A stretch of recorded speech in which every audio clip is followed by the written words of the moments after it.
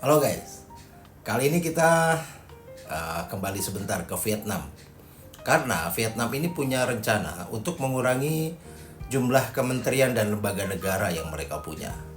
Nah, rencana ini muncul beberapa hari setelah Vietnam mengesahkan draft aturan perpanjangan pengurangan pajak PPN yang 8% kemarin ini ya, yang sudah sempat kita bahas.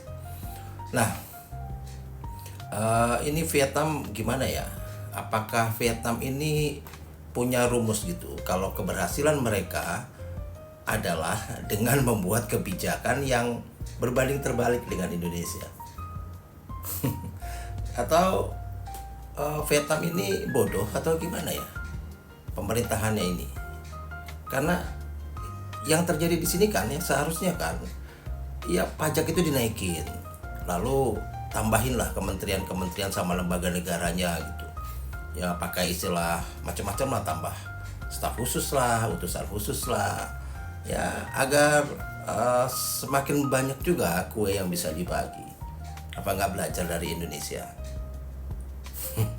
Karena kan rumusnya ini harusnya begini nih, seperti yang terjadi sekarang ini. Kalau di Indonesia ya kan PPN naik, jumlah pejabat ikut naik. Tapi yang dilakukan oleh Vietnam, PPN turun, jumlah pejabatnya juga malah ikut turun. Ya, kalau kita lihat ya soal PPN ini misalnya, reaksi terhadap kenaikan PPN ini kan di Indonesia ini sangat negatif, terutama di media sosial, di mana banyak orang yang mengatakan bahwa kebijakan ini akan membuat hidup semakin sulit, terutama bagi saudara-saudara kita yang miskin gitu. Lalu muncullah himbauan untuk peninjauan ulang ya kebijakan ini dengan beberapa usulan lah, misalnya agar kenaikan PPN ini hanya benar-benar sungguh diterapkan pada barang-barang mewah gitu ya. Tapi pemerintah tetap berpegang pada amanat Undang-Undang HPP ya, yang menyatakan bahwa kenaikan ini diperlukan untuk menjaga kesehatan anggaran pendapatan dan belanja negara atau APBN di tengah ya situasi ekonomi global yang seperti inilah.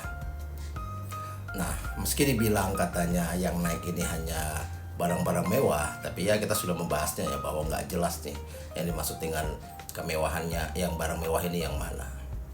Ya padahal jika akhirnya pemerintah akan mengenakan tarif hanya untuk barang mewah, harusnya PPN ini batal gitu dan diganti dengan PPNBM yang lebih spesifik, jelas dan tepat sasaran.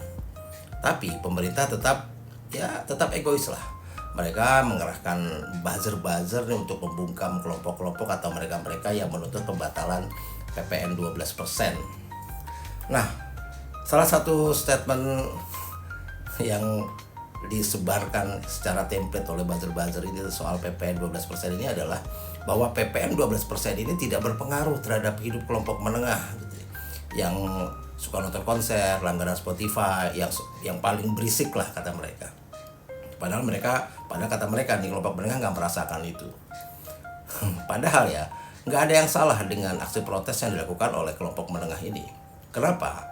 Selain mereka juga terkena imbas, lalu siapa lagi yang akan menyuarakan protes atas kenaikan PPN ini? Sedangkan kelompok rakyat yang miskin, mereka tidak memiliki waktu untuk bermain media sosial, apalagi menyuarakan kritik kepada pemerintah. Karena mereka sudah disibukkan dengan struggling dengan hidupnya, dengan pekerjaannya, demi bisa memberi makan, memberi nafkah dirinya dan keluarganya. Masyarakat miskin tidak memikirkan konflik yang terjadi di media sosial. Bagi mereka, yang penting adalah bagaimana memenuhi kebutuhan sehari-hari saja. Karena untuk itu saja mereka sudah struggling dan sangat pusing. Betapa pusingnya lagi kalau harus ditambahkan dengan aktif dan memprotes di media sosial. Nah, kalau kelas menengah tidak mau bersuara, lalu siapa lagi yang akan berjuang untuk mereka? Salam.